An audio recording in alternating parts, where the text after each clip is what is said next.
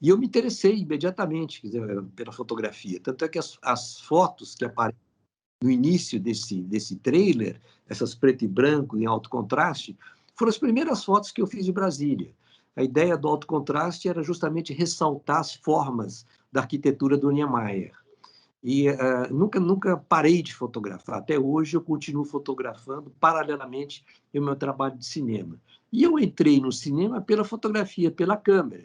Eu fui muitos anos câmera para correspondentes de TV estrangeiras e também fotógrafo de filmes de ficção, na época da Boca do Lixo, em São Paulo, no final dos anos 60. Né? Fiz esse filme com Agripino, Hitler e o Terceiro Mundo, que foi, um ou 2 anos atrás, foi feita uma nova cópia pelo Sesc, com exibição no Sesc de São Paulo. Eu considero esse filme do José Agripino de Paula, que era escritor e cineasta, talvez a obra mais emblemática da Boca do Lixo, né? Daquele cinema paulista da Boca do Lixo dos anos 60. Uma loucura total, mas não é tão loucura assim, não. E É, tive a oportunidade de fazer a câmera para Compasso de Espera, do Antunes Filho, exato.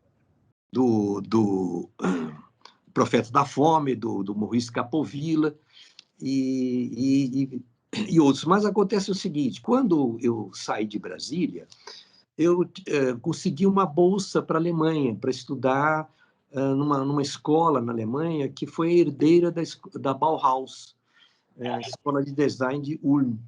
E essa escola também tinha um departamento de cinema, onde eu também entrei pela câmera, e os estudantes eram um grupo muito pequeno, nós não chegávamos a 10 estudantes de cinema, no departamento de cinema. Começou a revolta dos estudantes do final dos anos 60 na Europa. E o diretor da escola nos mandou lá, e eu fui como câmera para fazer esse registro. E era um momento assim fantástico, onde começou a aparecer toda aquela liderança que liderou o Maio de 68 na França. O Cohn-Bendit, Rudy Dutschke, Lang Hans, estavam todos iniciando lá esse processo, vamos dizer, revolucionário junto com os estudantes. O que aconteceu?